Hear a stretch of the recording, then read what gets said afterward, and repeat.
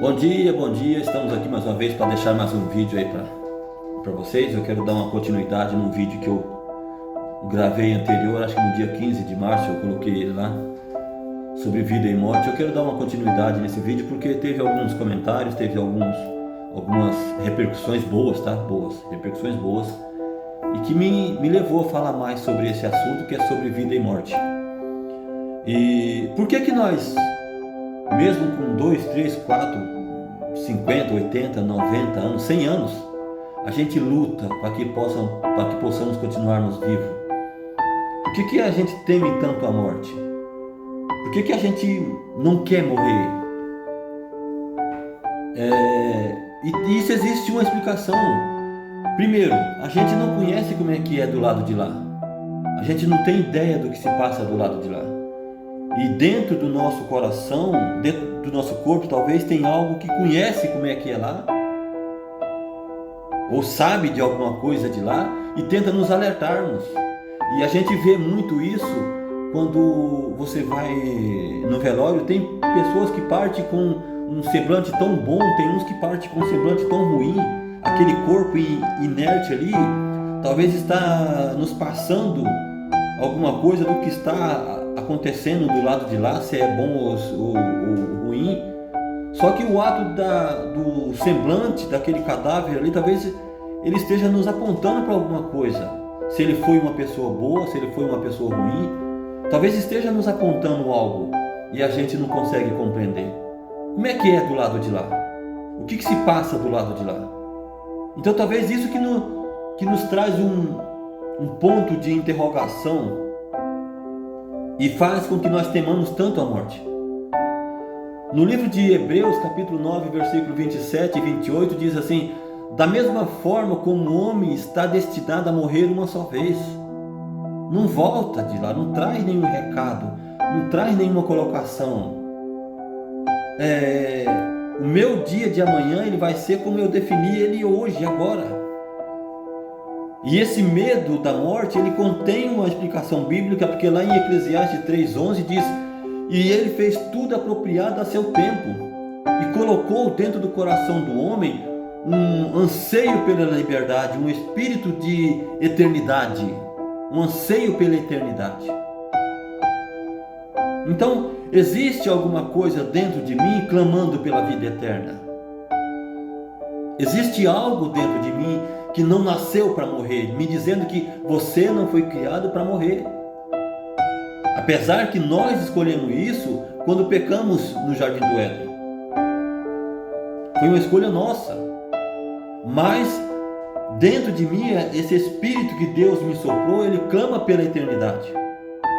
E ele diz ainda: mesmo assim eu não consigo compreender aquilo que Deus fez. Eu não consigo compreender esse temor pela morte. No versículo 12 de Eclesiastes 3 diz assim: descobri que não há nada melhor no homem, para o homem, do que ser feliz e praticar o bem, enquanto vivo, não enquanto morro. Descobri que é melhor para o homem praticar o bem enquanto estou vivo. Ou seja, caminhar da forma correta, andar da forma correta. Isso é bíblica, é bíblico. Efésios 1, 4 e 6 diz assim: porque Deus nos escolheu antes da fundação do mundo. Antes que Ele criasse algo, Ele já nos escolheu como filho, para que Ele pudesse nos adotar como filho.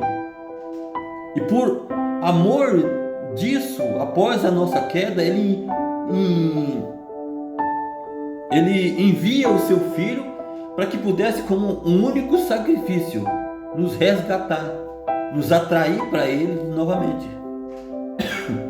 Porque nós tínhamos nos afastado dele. João capítulo 5, versículo 24 diz assim: eu lhes asseguro que quem ouve as minhas palavras e crê naquele que me enviou, Deus, tem a vida eterna e não será condenado, mas já passou da morte para a vida. Ou seja, mesmo que eu morrer, eu estou passando para uma nova vida. Que vida? Qual vida? Aonde que eu vou passar a minha eternidade? Talvez você não acredite nisso, mas você está jogando numa esportiva que você não sabe como é que é lá. E talvez, como eu já disse no vídeo anterior, você pode se arrepender tarde demais. Hebreus capítulo 2, versículo 14 e 15 diz: portanto, visto que os filhos são pessoas de carne e sangue, ele também participou, Cristo também participou dessa carne e sangue. Ele foi homem como eu e você, para que pudesse derrotar o poder da morte, isto é, o diabo. Porque a chave da minha vida ou morte estava na mão dele, do diabo. Deus foi lá e pegou de volta. Agora não, agora ele me libertou. Aquele que durante toda a vida estiveram escravizados pelo medo da morte. Por isso que quando você está com paz com Deus, em paz com Cristo, quando você parte, eu sei para onde eu vou. Quando você parte sem Cristo, você parte com aquele semblante triste, porque você não sabe para onde vai. Você não sabe o que te espera do lado de lá. Mas quando você parte com Cristo, com aquela fé que você tem em Deus, você sabe para onde vai. Mesmo que você morra, você fala: rapaz, a minha vida vai ter uma sequência em algum lugar. São coisas que tem que pulsar dentro do nosso coração. E isso eu não vou decidir após a minha morte. Eu tenho que decidir isso hoje, agora. Eu não sei se você acredita nas minhas palavras ou não, mas eu estou te dando bases bíblicas aqui que, se você não acredita na Bíblia, aí o problema está mais sério do que o que eu acho.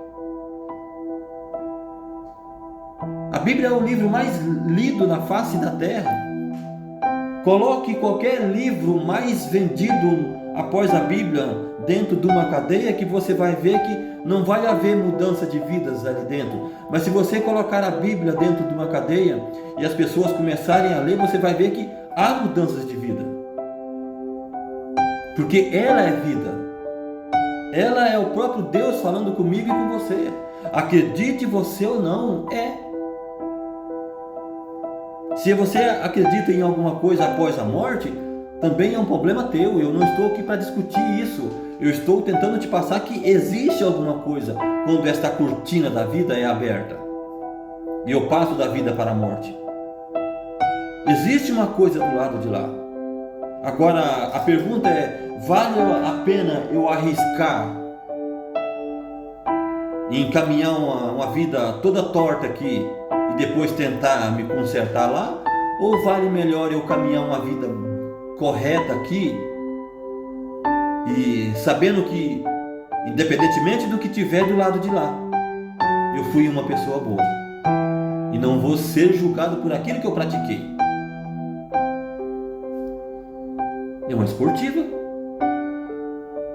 Só que numa loteria você vai depender de sorteios de números.